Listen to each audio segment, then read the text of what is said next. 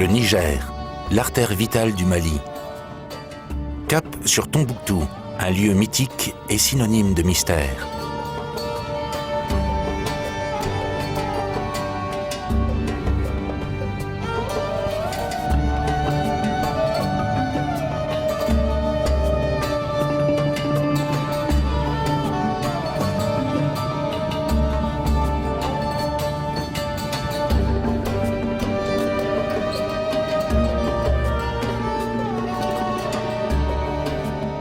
Ancienne ville prospère et lettrée, Tombouctou fut durant plusieurs siècles interdite aux non-croyants, ce qui accentua son caractère légendaire aux yeux des Européens.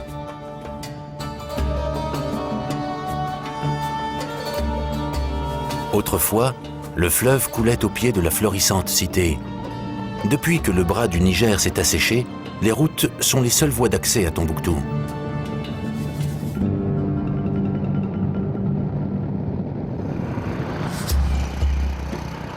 Aujourd'hui, lorsqu'on pénètre dans la ville, plus grand-chose n'évoque son glorieux passé.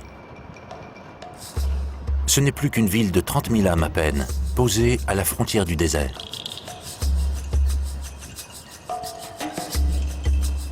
Tombouctou était autrefois un grand carrefour du commerce. Des caravanes venues du sud de l'Afrique y passaient avec leur chargement de sel, d'or et même d'esclaves destinés à l'Égypte et au Maroc. Au XVe et XVIe siècle, la vie spirituelle islamique de l'Afrique occidentale gravitait autour des mosquées de Tombouctou.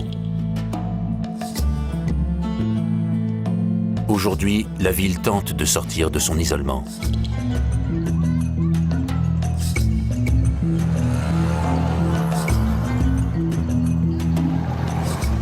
Ses habitants veulent prendre le train de la modernité sans renoncer à leurs traditions.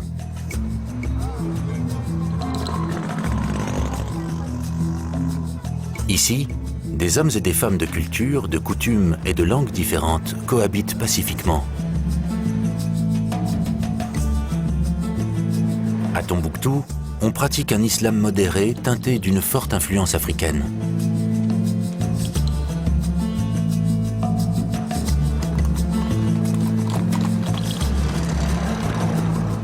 Abdelkader Haïdara est issu d'une famille d'érudits et se considère comme le gardien des trésors spirituels de Tombouctou. Pendant 300 ans, Tombouctou a été l'un des hauts lieux du savoir du monde musulman.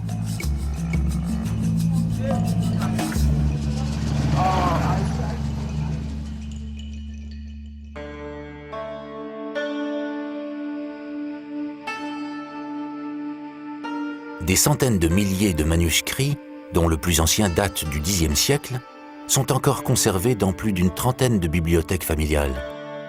Celle de la famille Haïdara est l'une des plus grandes et des plus vieilles de Tombouctou. À côté des traités d'astrologie du XVIe siècle, on trouve les chroniques des royaumes de l'Afrique occidentale, des descriptions de chirurgie oculaire du XIVe siècle, des textes juridiques et des prescriptions coraniques relatives à la cohabitation entre musulmans et chrétiens qui sont encore appliquées aujourd'hui.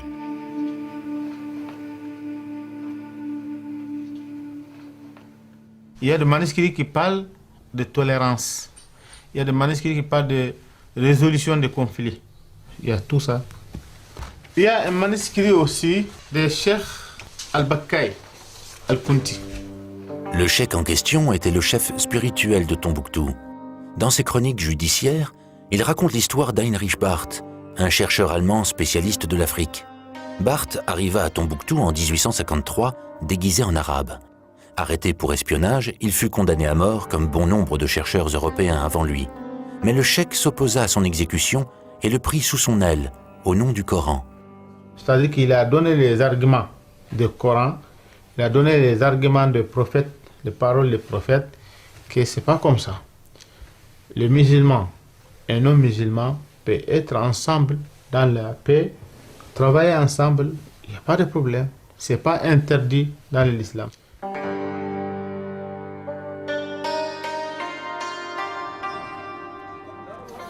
Ben Essayouti attend devant la célèbre mosquée de Djingareber.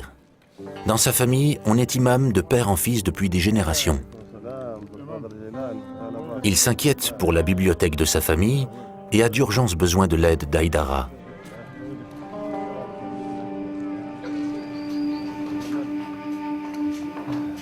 Haïdara gère de nombreux fonds de bibliothèques privées de Tombouctou dans un objectif de conservation. La bibliothèque de la mosquée de Djingareber abrite de nombreux trésors, mais certains des précieux manuscrits sont en danger.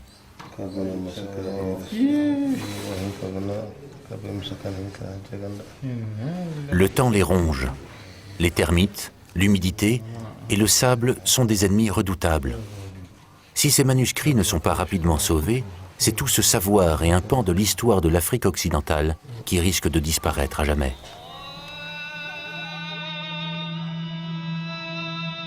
Construite au XIVe siècle en banco, matériau traditionnel utilisé au Mali, la mosquée de Djingareber est l'un des édifices les plus spectaculaires du pays.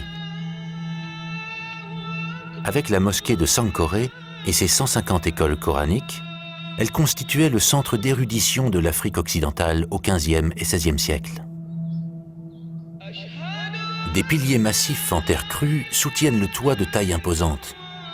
Ils occupent le tiers de la superficie du monument. Il n'y a d'ailleurs pas de grande salle de prière comme dans les autres mosquées. Les plus grands érudits musulmans de leur temps y ont enseigné et étudié le Coran, rédigé des ouvrages sur la vie du prophète et consigné par écrit leurs recherches. Les élèves se rassemblaient dans la cour intérieure avec leurs professeurs. Mahmoud Baba Hasseye, l'imam de la mosquée de Sidi Yahya, est l'un des érudits les plus éminents de Tombouctou. Donc, alors, à cette époque, Tombouctou est devenu un grand centre intellectuel important et qui a permis la création de l'université de Sankoré. Donc, Tombouctou a atteint son âge d'or, Tombouctou a atteint son apogée. La plupart de nos manuscrits traitent surtout du droit musulman. Parce que c'est le droit musulman qui régit la société.